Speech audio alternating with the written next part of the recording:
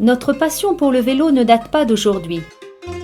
Quelques années plus tard, Adrien puis Émeric nous accompagnent. Les années passent. Titouan, à son tour, enfile le casque vélo.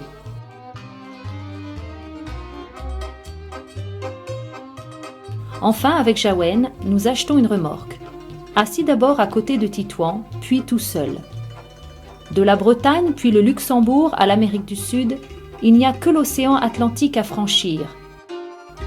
Début avril 2005, 12 mollets, 4 vélos et un tandem s'envolent pour le Chili, l'Argentine, la Bolivie et le Pérou.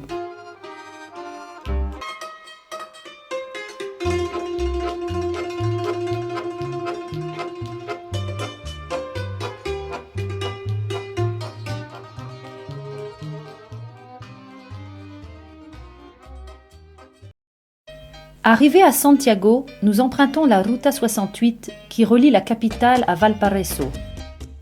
Ville tout en dénivelé, elle regroupe 45 collines et plusieurs ascenseurs pour passer d'une rue à une autre.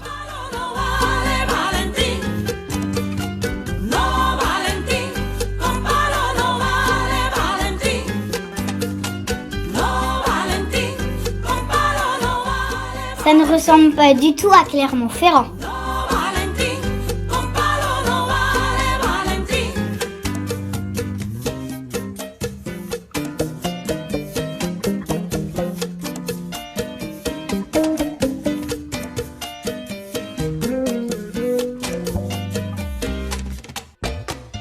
Mais Valparaiso est avant tout un port qui fut pendant longtemps le premier havre pour les marins après le passage du Cap Horn. Pour nous, c'est plutôt vacances au bord de la mer.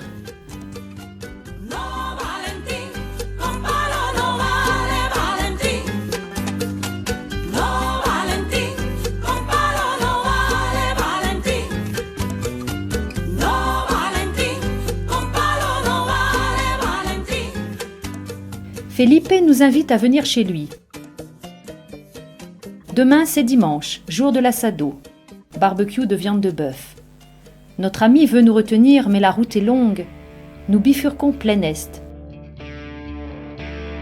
Les côtes apparaissent, ainsi que le vent. Le froid est vif, et des camions nous frôlent. Nous montons courbés sur nos vélos. Le moral flanche à l'image de la température. En plus, nous manquons de nourriture. Un peu de café chaud offert par un ouvrier de chantier nous apporte un brin de réconfort.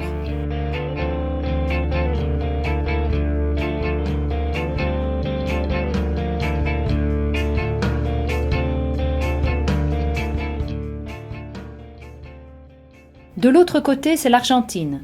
Les enfants pédalent bien, le moral est bon.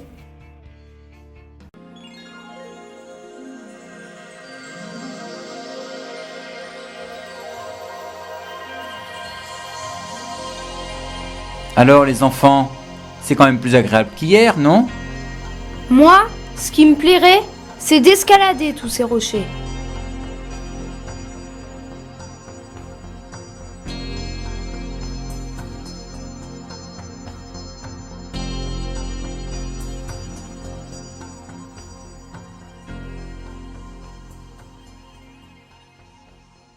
En ce moment, c'est l'automne. Tiens, aujourd'hui, nous fêtons nos 20 ans de mariage. Ce soir, c'est cidre et pizza gigantesque. On n'a pas de dessert?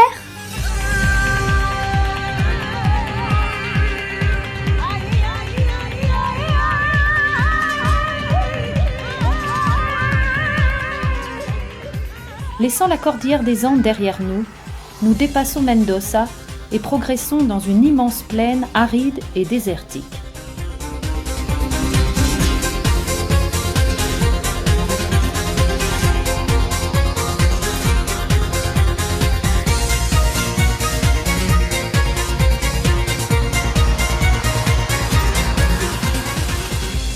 Notre moyenne est d'environ 70 km par jour.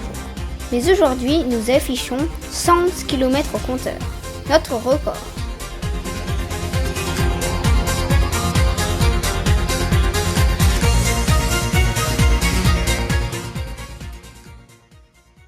Les enfants s'inventent des scénettes en espagnol.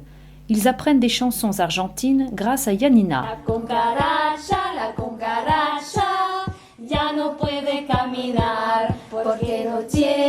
porque le falta las dos patitas de atrás, la cucaracha. En ce qui concerne les autres matières, la classe se fait n'importe où et le guide de voyage sert de support pour la dictée.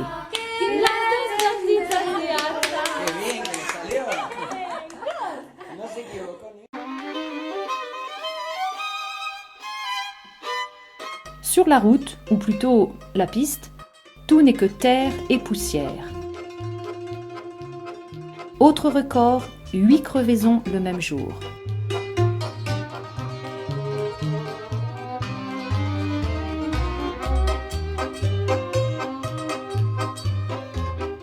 Le parc Ishigualasto, ou Vallée de la Lune, est immense, véritable décor lunaire. Moi, je veux être paléontologue.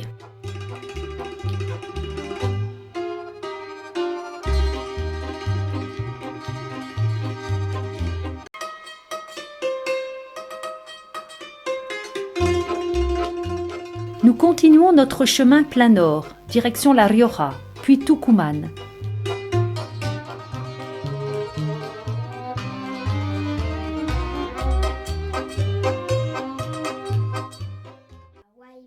Les hébergements se suivent, mais ne se ressemblent pas.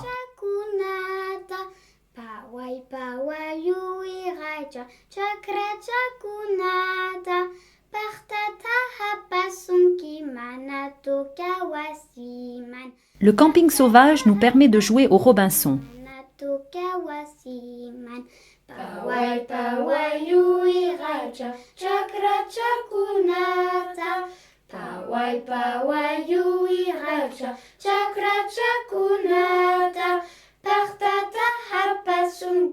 Les Argentins nous réservent partout un accueil formidable et chaleureux.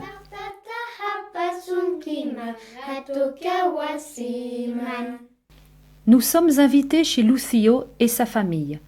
Ils nous font goûter le jus de canne à sucre. Lucio apprend à Emeric à devenir un parfait changomatero, un jeune garçon spécialiste du maté, la boisson nationale. Les Argentins boivent le maté à toute heure, en tout lieu, sucré ou non, chaud ou froid. Nous roulons entre les oliveraies, les champs de canne à sucre et de tabac, mis à sécher sur des clayettes. Le hasard conduit nos roues dans le village de Santa Lucia et surtout dans son école. On nous invite à voir les classes. Des centaines de yeux noirs nous observent et les sourires sont sur toutes les lèvres. Nos enfants, tels des stars, sont noyés sous les demandes d'autographes.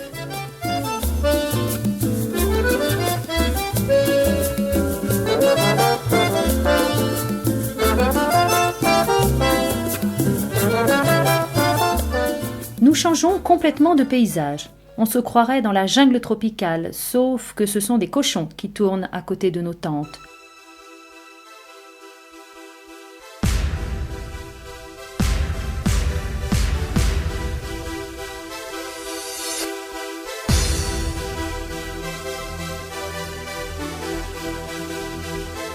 C'est ça le bout du monde!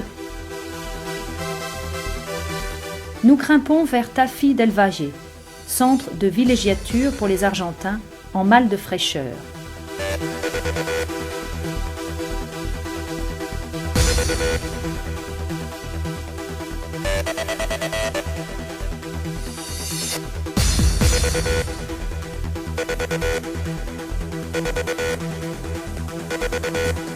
Il fait très chaud, mais le col est encore loin.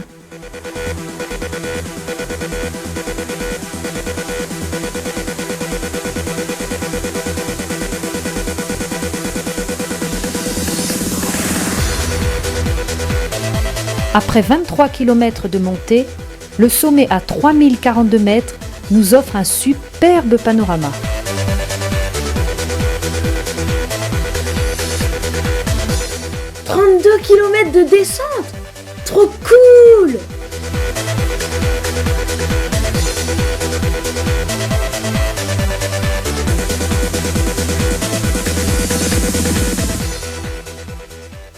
Nous profitons de notre halte de 2 jours à Cafayate pour effectuer les tâches domestiques habituelles. Raccommodage, lavage, réparation, courses.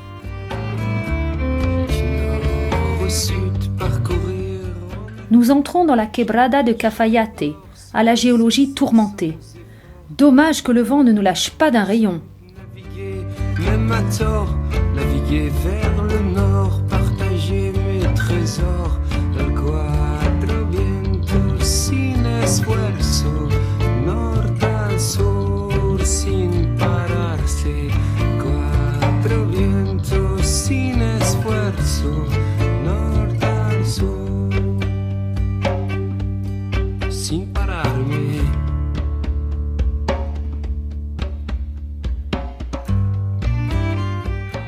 Enfin, la vallée s'élargit, le sourire refleurit.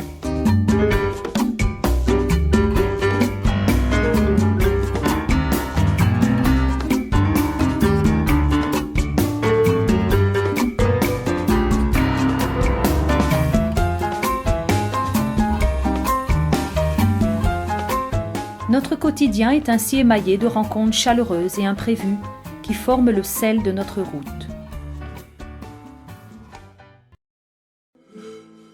À San Salvador de Jujuy, nous partageons des moments de vie quotidienne avec Benjamin et sa famille.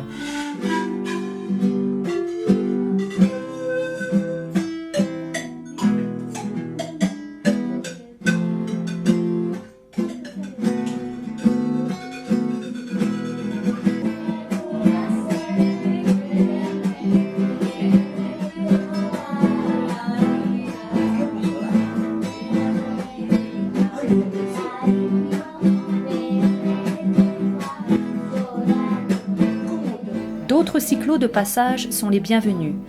Quand il y en a pour 13, il y en a pour 17.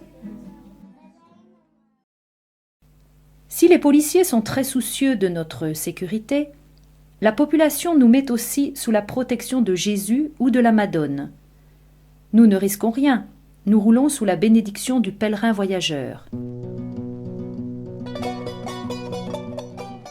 Les côtes arrivent très vite, 40 km de montée non-stop. La nature offre à portée de roue des tableaux de maître à chaque virage.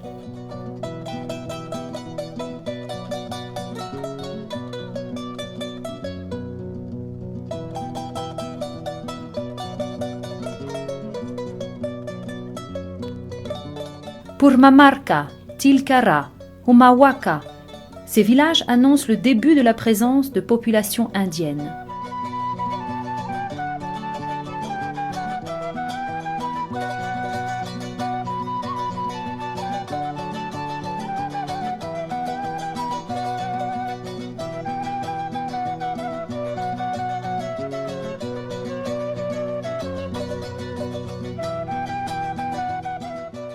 La route jusqu'au col d'Abrapampa est agréable et nous tutoyons le ciel à une altitude de 3780 mètres. Après 2440 km, nous quittons l'Argentine qui nous a si bien accueillis.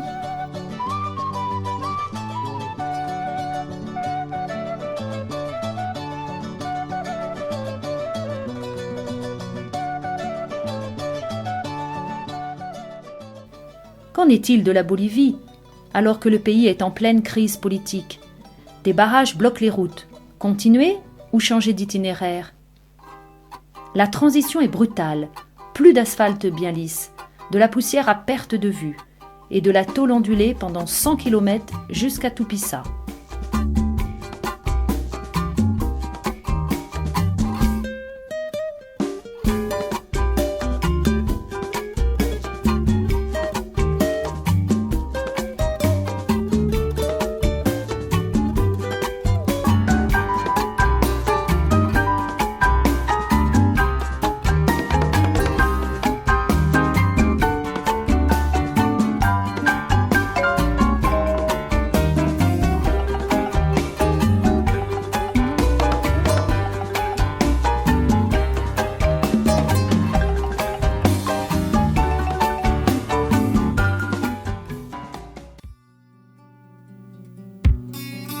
Les canyons qui entourent la ville sont un cadre merveilleux pour jouer au cow-boy.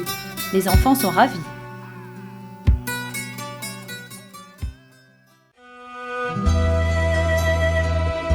C'est en 4x4 que nous quittons Tupisa au petit matin pour un circuit de 4 jours, Santos conduit le véhicule chargé comme un bourricot et nous passons brutalement de 3000 mètres à plus de 4500 mètres. Le Sudlipèze est très sauvage, le silence règne. Oh, il fait froid en Bolivie.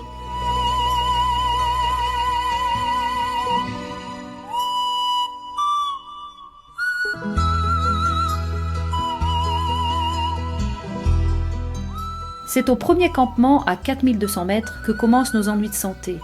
Un cauchemar qui durera 1 mois.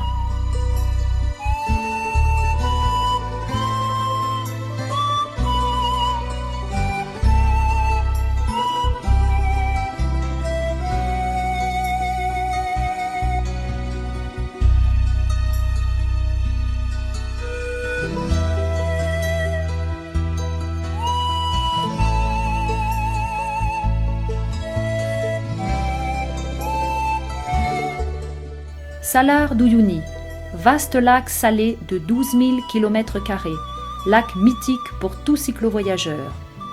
Nous roulons sur une surface dure, croûtée, qui laisse apparaître parfois quelques crevasses.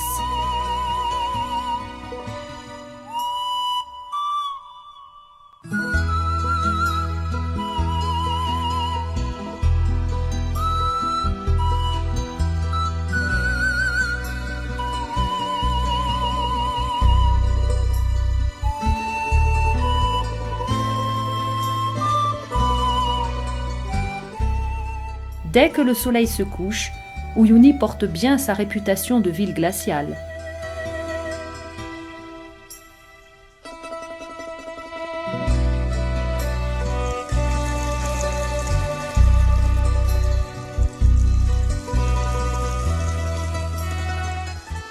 Direction Potosí.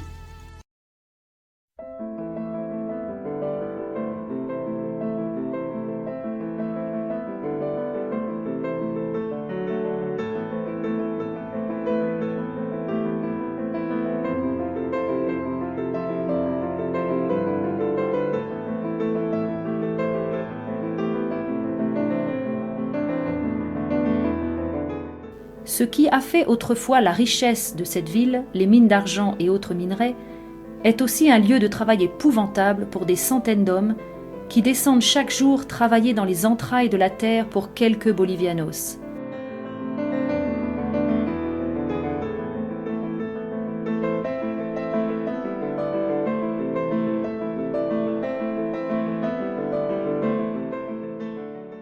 La vie est rude sur l'altiplano. Le moral des enfants descend inversement proportionnel à la montée.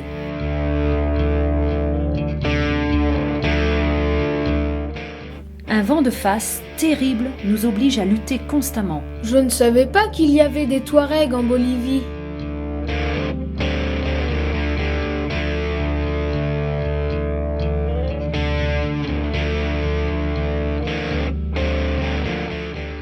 Il faut bien arrimer les tentes de peur qu'elles ne s'envolent.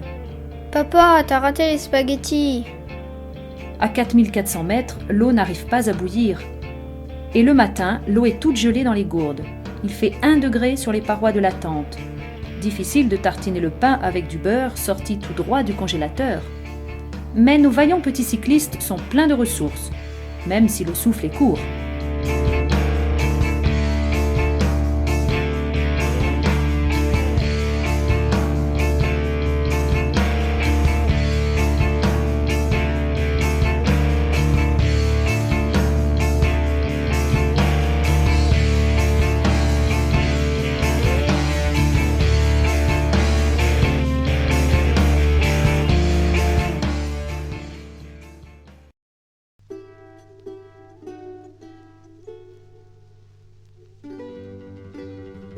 Les rencontres imprévues sont autant de petites lumières de vie qui éclairent notre chemin.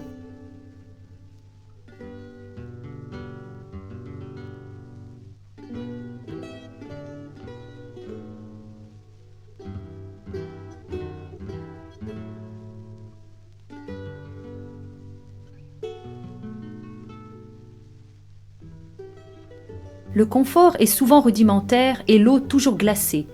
Nous rêvons d'une bonne douche chaude.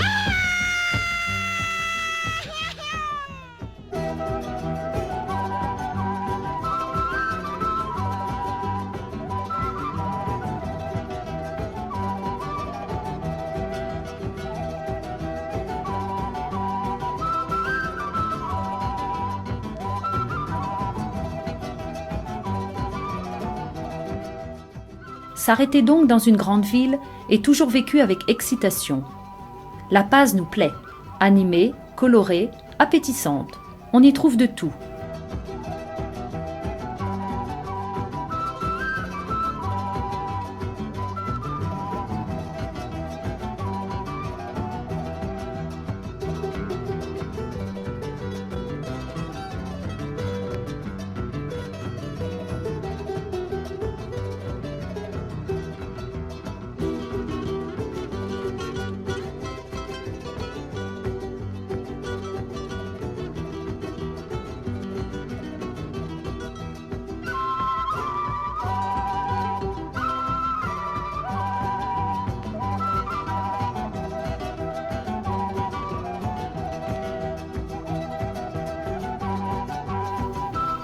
On rencontre d'autres cyclo-français avec qui on partage logement, soirée crêpes et parties de rire. Copacabana est notre dernière étape avant la frontière. On y célèbre un rite très particulier. Tous les samedis, un moine bénit les véhicules en les aspergeant d'alcool, ce qui est censé apporter sécurité et protection sur la route.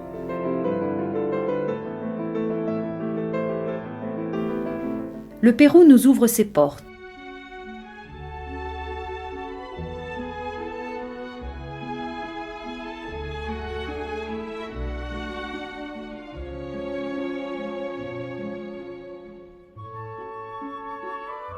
Et sur la route qui longe le lac Titicaca, de nouveau, on nous sourit, on nous parle.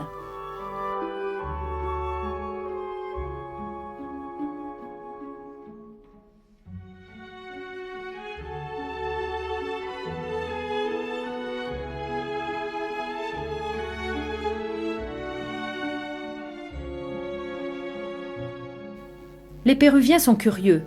Les hommes nous questionnent sur le coût de nos bicyclettes, surtout le tandem, et les femmes s'intéressent aux enfants, surtout à notre blondinet, qui, pour ne plus montrer ses cheveux, veut garder son casque de vélo sur la tête. Sur les îles Uros, les habitations et les bateaux sont fabriqués en totora, roseaux qui poussent à fleur d'eau. Même le sol est formé de plusieurs couches de totora que les Iliens renouvellent constamment dès que la sous-couche pourrit au contact de l'eau.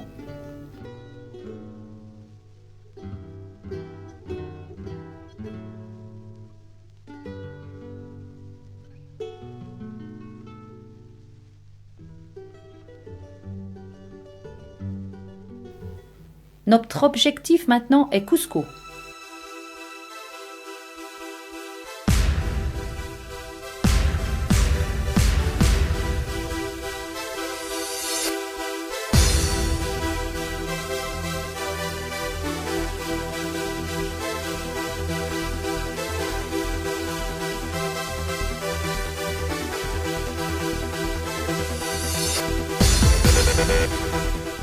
Un vent froid souffle, toujours du nord au sud.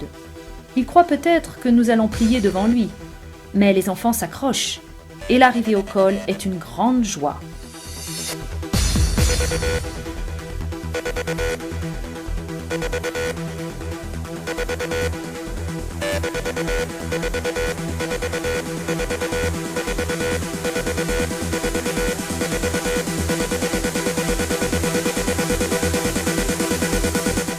Après une semaine éprouvante, nous avons hâte d'arriver.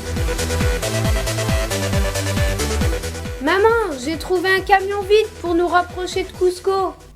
Dans l'ancienne cité Inca, nous déambulons dans les rues étroites qui témoignent de la civilisation Inca.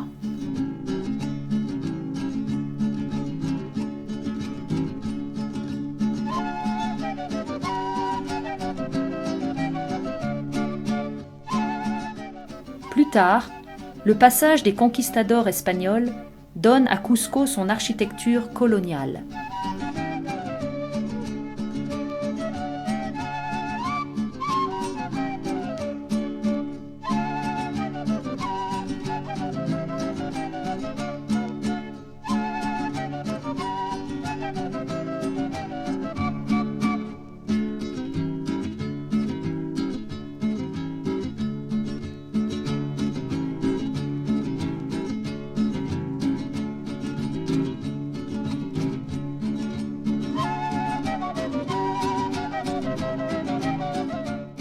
2 bus et un train plus tard, nous arrivons au site mythique du Machu Picchu.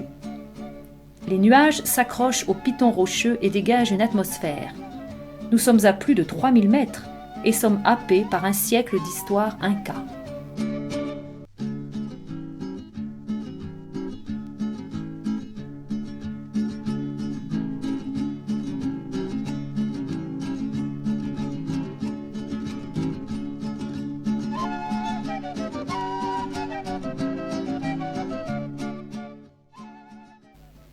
Nous savons que nous allons encore monter et descendre pendant une dizaine de jours. Parvenus à 3700 mètres, nous redescendons à 1900 mètres d'altitude. La végétation est luxuriante, canne à sucre, papayers et bananiers. Puis nous retrouvons les montagnes pelées et désertiques, le vent et les virages.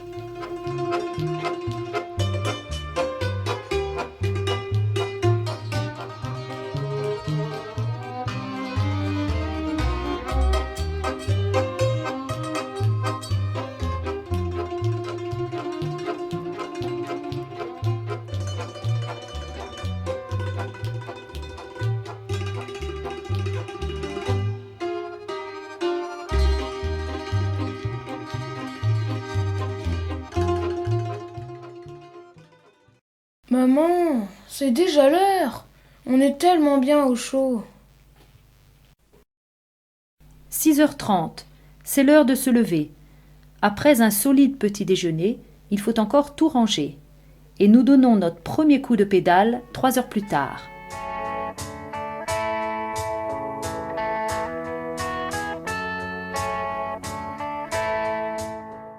Les enfants sont toujours impatients de s'arrêter pour la pause déjeuner vers 13h.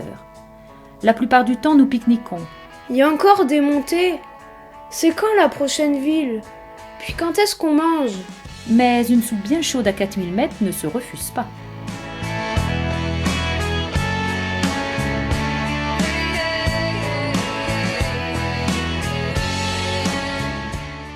Vers 16h, il est temps de chercher le bivouac ou autre logement pour la nuit.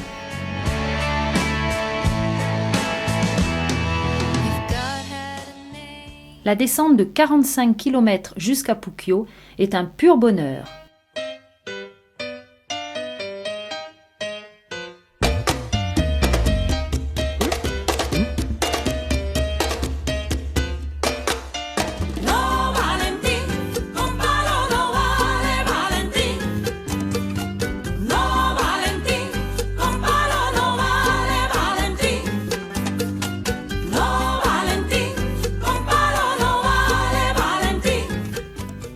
Dans la grande réserve de Pampa Galleras, le rythme lent de nos vélos nous permet d'approcher les timides vigognes.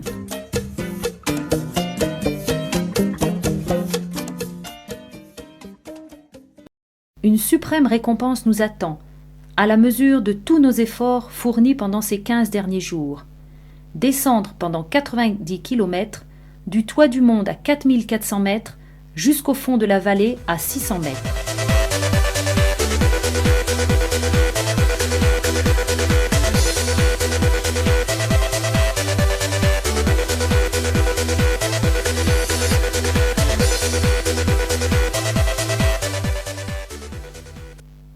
Nous ne restons pas longtemps à Nazca, juste le temps d'aller visiter les aqueducs souterrains, si étranges par leur construction hélicoïdale.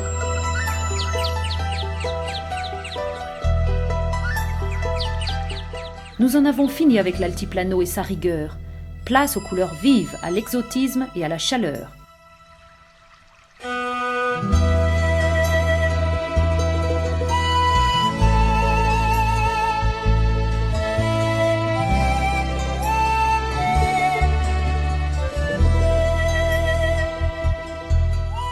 Comme un joyau au milieu de son écrin, le petit lagon de Huacachina, entouré de dunes de sable, nous offre ses airs de vacances.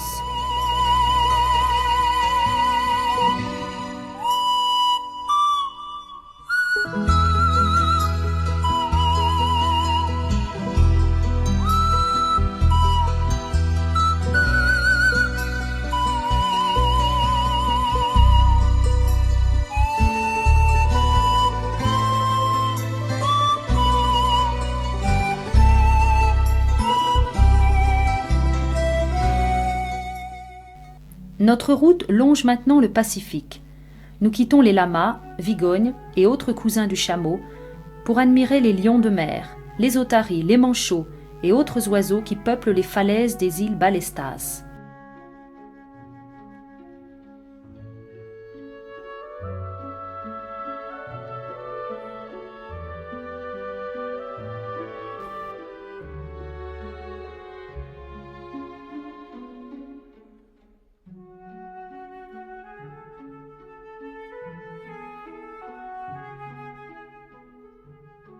Notre voyage se termine à Lima, d'où nous admirons pour la dernière fois l'astre solaire tant vénéré par les Incas.